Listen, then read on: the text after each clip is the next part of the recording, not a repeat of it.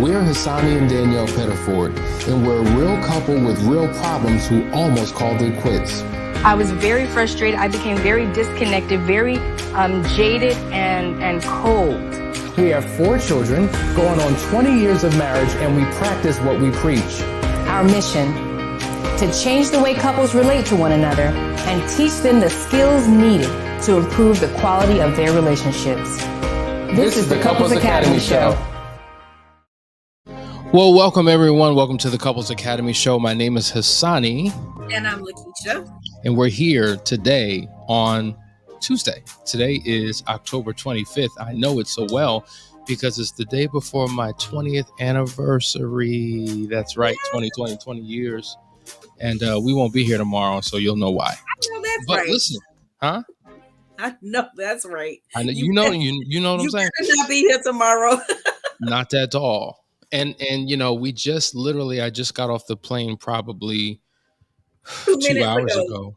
11-hour flight back from Lagos, Nigeria, and ran into the house, up to the studio to be with you all here today. So I appreciate your commitment to being on the show. And I appreciate you, Lakeisha, for, always standing in the gap and doing what you do to make sure that this show is a phenomenal experience for the viewers. And we want to talk about a conversation today that I think is critically important. And that is, marriage works if you work it. And I think this is an important message that we need to communicate to those who are viewing this, because somehow we think that, matter of fact, the inspiration for this particular topic came in a conversation that you and I were having, and I resonated with it 1000% as to why we need to cover this. So let me give you the floor, Lakeisha. Why do you think that this is an important topic that we need to cover? I think it's an important topic. It's an important topic because so often I think we get complacent. We get very comfortable and we feel like, we've arrived, and none of us have arrived individually or collectively. So there's this constant need to be growing, evolving, improving, because one of the things that I've learned personally is that sometimes God will give a word to me and it's not even for me, it's for my husband. Sometimes things that I get can benefit both of us. But if I'm not working on myself, if I'm not growing personally, then I have no wisdom, no insight, or nothing to impart. I can't speak into the situations that are coming up for him if I'm not continuing to do my work. And it just helps us both to grow individually. Ultimately, we benefit collectively when we're both working on ourselves. And so it's not something that we can afford not to do, right? Absolutely. It's I think what happens, in this nation where you have K through 12 and then college, you get to a point where you stop. You've reached your highest level. The PhD is really the highest level you can go to, and you put that in terms of years. You could say, okay, if I dedicate these amount of years to my professional development, boom, then I'm good now. But even when you get a job, there's on-the-job training. There's further training, further development, further education. Like, it is a lifelong thing. When you think about, your particular personal life, things that you want to overcome, challenges from the past, maybe there's traumas or all types of things that you've struggled with. That journey to become the best version of yourself never ends, because you never truly reach your fullest potential until you're no longer here. You don't know what your fullest potential is until you have no more time on this earth to pursue it. Yeah. And so when I think about one of my mentors, Lakeisha, one of the things that he says is he regrets is not having big enough dreams and big enough goals for his life. And I think that we put such a limitation on what we can accomplish here in this earth. But there's so much more in us that needs to come out. And the ongoing work of working with a coach is interesting, because I was, while in Nigeria, I was talking to the people about the importance of having a coach. I said, listen, there's such a stigma when it comes to counseling that people think, oh, if I go to counseling, or if people find out I'm going to counseling, then that means something's wrong with me, that somehow I haven't figured things out, that maybe mentally something's, and I'm just like, no. First of all, we're coaches, right? So there's a unique difference. And I said, think about LeBron James. right? He's one of the best basketball players today. But does not he have a coach? Come He has a on. coach. As great as he is, he needs somebody to help elevate his game to the next level. You start a business, you want a business coach. You want to get fit, you get a fitness coach, right? You want a good relationship, you get a relationship coach. It doesn't mean that there's got to definitely be problems. It means that you want to go to the next level and you need somebody outside of yourself to guide you through that process. And so even when our programs are over, you should be looking for the next and the new to dive into to take things to the next level. Yeah, I mean, you were talking about the importance of having a coach, and we limit ourselves, and that's applicable to our marriages as well. We limit the quality of marriage that we can have when we don't tap into the resources that are available to us. And, a lot of times we're talking to couples about last chance weekend, and they come to that, and then they take support beyond that with moving forward. But then after that, they still need support, because guess what? You still have to apply everything that you're being taught to your life. And sometimes the application piece, once you get back into that natural flow and routine of everything that you were doing prior to coming to Couples Academy, it's hard to apply all of those things. So you need someone to coach you through that, because we can't do it by ourselves, and we weren't meant to do it by ourselves. Yeah. I think what you're saying is absolutely right. Oftentimes when people are setting up a discovery call, the first question is, well, how long is this going to take? How many Yes. sessions do I have to have? And I'm like, it would be unfair for me to answer that because every couple's different, right? Have you not had a client where one spouse may have been ready to go, all hands on deck, right? The other spouse is kicking and fighting and fussing, and they're just disagreeable, and it takes them a couple weeks, maybe a month or two, before they even get in the right headspace to even attempt to do something that can be transformational. So you're Yes. dealing with that factor. All the time. And, some are even so bold as to say, I'm only here to prove that this will not work. I'm only here to prove to my spouse that this marriage is not salvageable. There's nothing we can do. And I just want them to just accept the reality that we can't fix this. Mhm. So if you come in with that mentality, yes, it's going to take quite some time to get that person in a place where they believe that it's possible. So yes, that takes time. There's no way we can tell you how long it's going to take. Yeah, And then are you doing the work? Because we're giving you homework, right? We're giving exactly. you things to do outside of sessions. So are you showing up week after week Mhm. after week, and you haven't done your homework? But Lakeisha, I think the challenge is we live in a society when we're told, take two of these and call me in the morning, meaning Right. pop this pill, take this dose, get this shot, and then you'll wake up brand new, feeling better. And the reality is that is not the case when it comes to your life in your marriage. It requires work. Marriage is spelled WORK. It's going to take work to get you there. And anything worth having, you're going to have to put some work into it. Like, think about all the hours, the countless hours that you've stayed up to the wee hours of the morning studying for that exam because you were pursuing that particular degree. Think about that team that you were a part of, that sports team, all the hours in the gym, the dedication, how you had to show up during season and even off season in preparation for the season to come. There was a lifestyle of sacrifice and discipline and dedication because you were trying to produce results. But somehow we think that it shouldn't take all of that when it comes to our relationships. This shouldn't be this hard. Why does it have to seem like work? This should just be natural. There's nothing, even when and I'm not a woman, but you can confirm this, even when a woman has a child, right, and breastfeeds a child, it's a natural thing for a woman to breastfeed the child because the milk comes from that, but it doesn't feel natural. Like, don't you have to teach and train and force the Oh my nipple into the baby's mouth? Like, it's a goodness. natural part of life, but there's nothing natural feeling about it. No, that first 6 weeks, you just want to cut your breast off. You don't want to own breast. You don't want to see breast. You don't even want to think about breast for that first 6 weeks. But you know what? And it's so crazy you brought that up, because I was just talking to a young lady this morning, and I was telling her, she was like, it hurts so bad. And I don't want to keep going. I don't want to keep doing it. And I'm telling her, like, you got to push past that first 6 weeks. You got to push past that first 6 weeks, because guess what? It will begin to be easier. It will get lighter. It won't be so hard.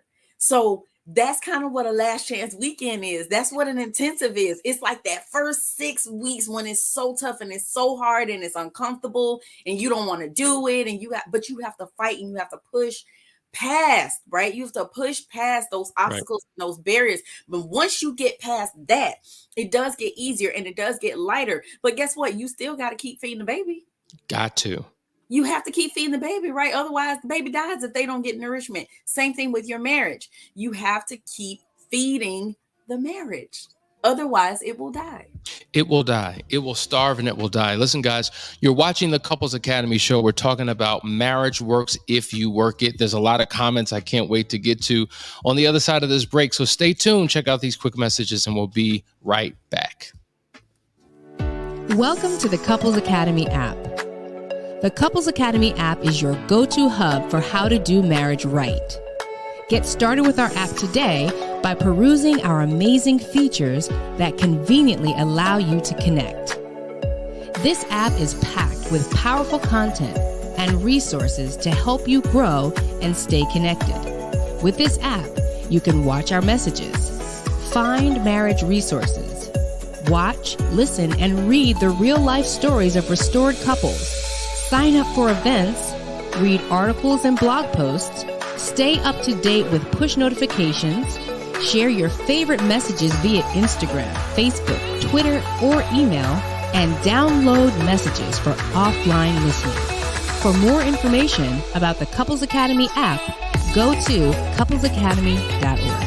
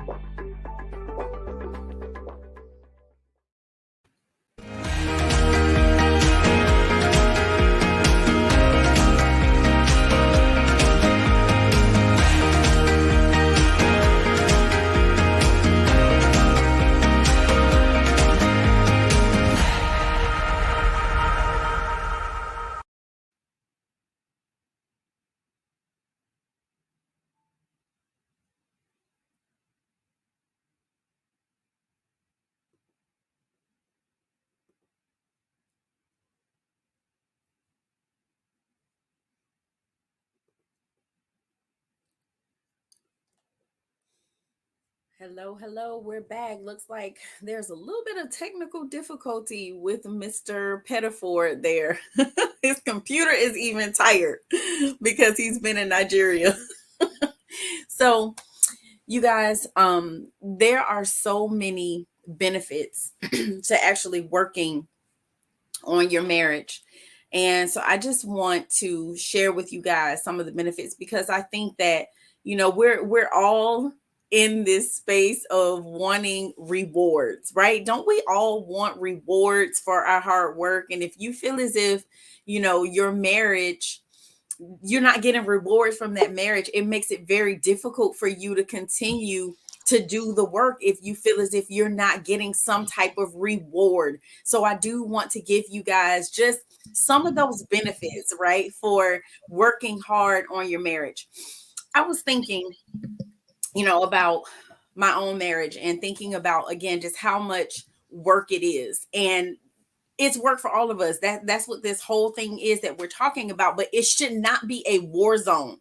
You should not be in this place where you guys are fighting against each other. You should be fighting for the marriage, not fighting each other.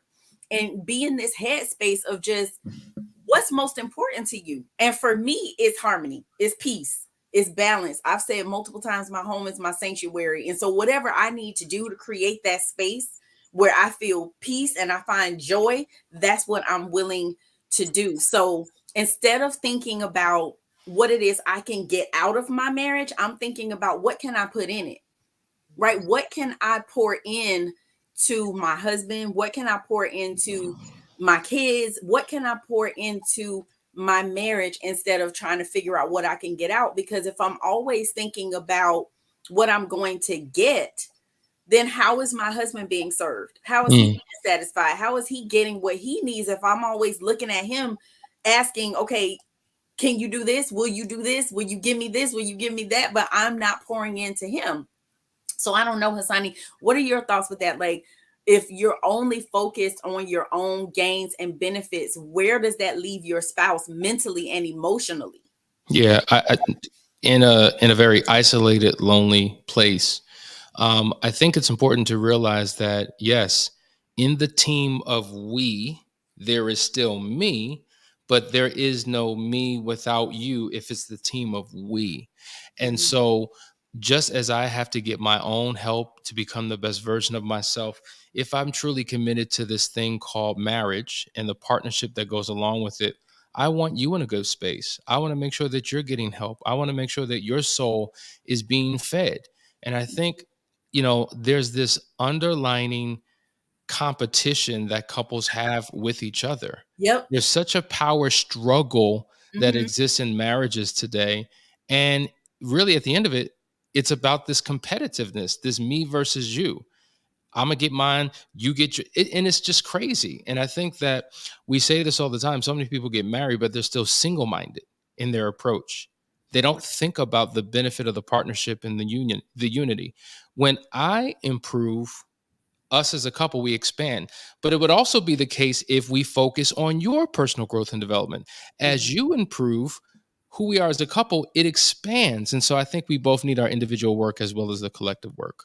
But sometimes we don't wait for that. Sometimes we're not patient to wait for that, right? For the other spouse to grow and develop. And that's what Unearth and Foundry is. When you have Absolutely. one spouse that's going through Foundry or one that's going through Unearth and the other one's not doing one of those programs, we hear this all the time. It's like, well, what about me? What about me? This is going to benefit you, It but is. you just have to be patient and give your spouse the space and the room to grow, And right? I think, here's the interesting thing when it comes to Foundry, just like, Unearthed is a focus on women becoming Yes. their best selves. Yes. They're going to heal. They're going to overcome some challenges. They're going to be who they always thought they could be, but didn't know how to do it.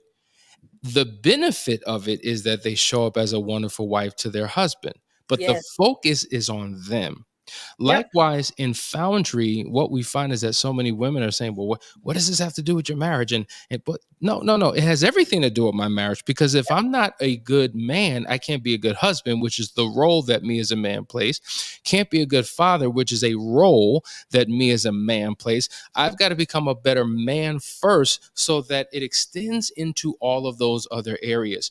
And there's so many men who struggle with their own self awareness, their own significance. You know, I can't tell you how many grown men come to us and say, I don't even know what it means to be a man because I didn't have a good example of it, or I had no example of it. Yes. And I'm trying to Yes. figure this thing out on my own by myself. And so I need to be surrounded by other men. One of the things we say is every man needs a man Mhm. because the way that you were raised in your household is different than mine. I may Yep. have had some deficits, some things that I didn't experience that you have, but my relationship with you will help me to be more of a complete man because I'll glean from you what I didn't have within myself. And so that's the power of group. That's the power of running in a pack. And when Right. you're a part of a tribe, let me tell you something, it is transformational for every member of that particular tribe, and the marriage ultimately benefits. And to recognize the fact that we all have issues.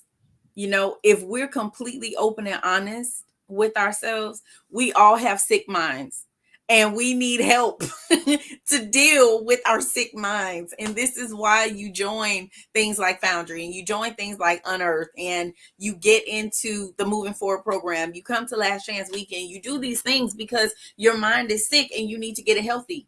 You need to heal your mind because the thing is, everything starts with your mind. Our bodies cannot move without our minds. We can't make decisions. We can't change our behavior. We can't do anything if we don't shift our way of thinking. And one of the major shifts I think that needs to take place is instead of focusing on our spouse's weaknesses, we need to focus on their strengths and use those strengths. Boy, when I tell you, when I relinquished control of trying to manage everything in our home, my relationship got so much better because I realized, man, my husband is so much better at math. So you know what? You handle the finances because you're so much better at that. So that's what you need to do. When it came to all of the medical stuff, I'm so much better at that. So, all right, Keisha, you take that, you handle that. So when we focus on each other's strengths, some of that combativeness that you're talking about, Hassani, with like you do you and I do me, and no, because now we're both operating in our strengths and we're able to move forward and upward, right? And get to the level that we desire to be at because we're playing on each other's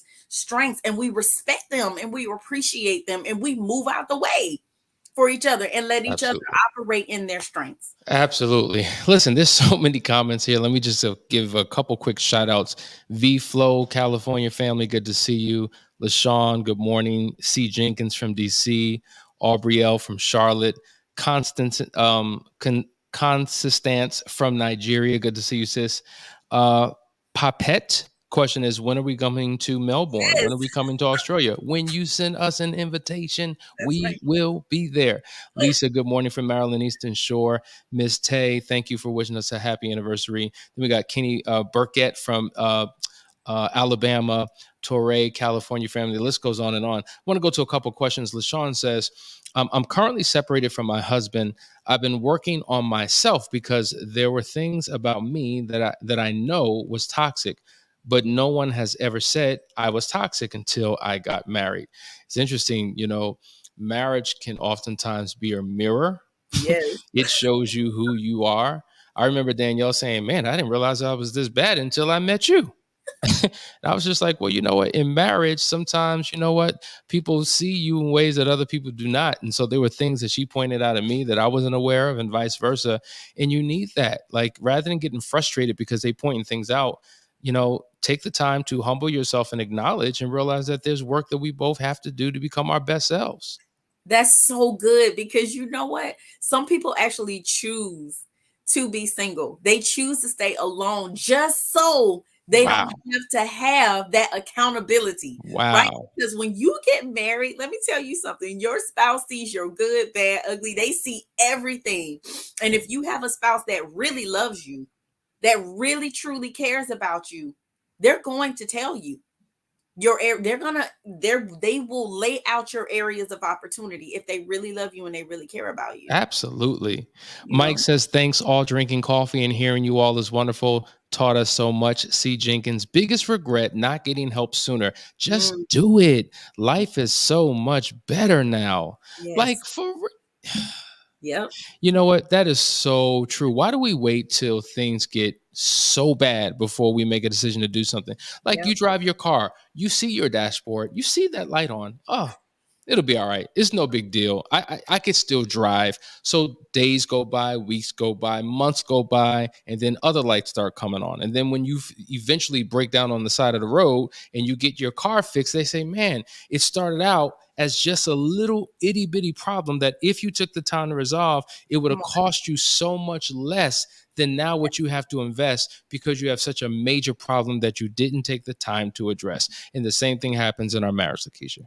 Yeah, absolutely. 100%. You know, again, well, what do we talk about all the time, right? Those broken bones, those bones that have to be broken, right? You have some type of injury, it doesn't heal properly the first time. When you go in and finally get treatment, they say, oh my God, this didn't set right, it didn't heal right. So what do we have to do? Break it again so that it can actually heal properly. So would you want to have a bone broken again, Hassani, after it heals? I don't think so. I'm No. not fine enough for that. So let's heal it right the first time. So we don't have Absolutely. to do that. Deltrick says, I need help today. My wife has revealed so much to me in the past week. She is asking for help for the first time during our 12-year marriage. Please help. Well, brother, all you need to do is reach out to us. The number is popping up at the bottom of the screen continually. Set up a discovery call, 678-200-8996. Go to the website, right? Click on 15-minute discovery call and let's get on the phone today and see how we can help you. It is just that simple. I love what Gonzalez says. How long will it take? The question is, well, what is your willingness to learn and to change, to do the work in your marriage? And I think it all comes down to that. What is your willingness to learn and your willingness to change? And the reality is, the work that, as long as Danielle and I were trying to fix our marriage, everything got worse, because indirectly we're trying to fix each other, because in my mind, she was the reason why our relationship was so poor. I was the reason why our marriage was so bad. So working on something outside of ourselves was our own secret way of trying to fix each other. But it wasn't until we took a closer look at ourselves and came to the realization that no matter how hard I try, I can't change you, I can't fix you, I can't make you who I want you to be. Only God can do that. I'm not qualified for that. But in the meantime, I'm going to work on me. And by working on me, the marriage will naturally benefit. So my willingness to learn and my willingness to change had to be high, but it required that I humbled myself and saw me as the lowest common denominator. And when that shift happened, everything began to transform in our relationship. Yes, sir. Absolutely. Stop pointing the finger at your spouse and look at you first. Absolutely. Here's another question. How would you communicate what you all just discussed about feeding one another in your marriage to your spouse in a way that you don't sound accusatory? That's a great question. So there's a phenomenal book called How to Win Friends and Influence People. I think there should be a marriage edition to that book. I've been saying it for so long, I think that we may have to do that. It's one of the greatest books on communication I've ever read in my life. And it says, anytime you are trying to, in essence, speak to a critique or something in another person, but your concern is, will they be defensive? Will they shut it down? Will they not receive it? One of the many techniques it says in that book is, if you're going to point out a flaw in someone else, start out by pointing out your own flaw. Talk about your own humanity, your own struggles, your own weaknesses, because oftentimes when we accuse people as if we're sinless, as if we don't have any problems, as if everything's on them. But when we begin to reveal something that we're struggling with and then invite them into the conversation by identifying something in them, they're able to receive it a whole lot better. It's just one of many techniques. I would encourage you to get that book. What would you say to that, Lakeisha? Yeah, first of all, can you repeat the name of the book? You're being asked to repeat the Oh, name of the How book. to Win Friends and Influence People by Dale Carnegie. International bestseller, has been around for many, many, many, many years. Many of the brothers who are in here, who are part of Foundry, have read that book and they could attest to it. Yeah, I just would say I'm right there with Hassani. Absolutely. That's definitely something that I would have suggested as well. Minus the book, because I didn't know about that book. So I think I need to get that too. But definitely I would say, make sure that you approach it from the angle of, I want to make sure I'm feeding you. I want to feed you. Let your spouse know, I want to make sure that I am showing up the way I need to show up, and that I am pouring into this marriage in the way that I need to pour in it for you. Make sure you make it about them first, in the same vein that Hassani's saying. But when you have that conversation, just let them know that I'm here to serve you, and I want to make sure that you're happy, you're satisfied, and you're fulfilled. Listen, let me tell you this, Lakeisha. I feel like after coming back from Nigeria for a week, it has put a battery in our backs to begin to take things to the next level for our show, for our audience. There's a lot that all of you can highly anticipate coming in the next few weeks that we're really excited about. Here we are in October. We're about to enter into November, the last 2 months of the year. And we want to make sure that you go into the new year with a new relationship. We want to make sure that you go into the new year as a new you. And it's going to require some work. And so we're committed to telling you exactly what you need to do. We're committed to constantly encouraging you to take advantage of the services that we have. We have a last chance weekend coming up. It is just a few weeks away. It is November the 11th through the 13th. You need to register and sign up. Don't come up in here on this show talking about we need your help, we need your help, we need your help. But then when we tell you what to do, you don't do it. And you allow every excuse to get in the way as to why you won't do what you know you need to do.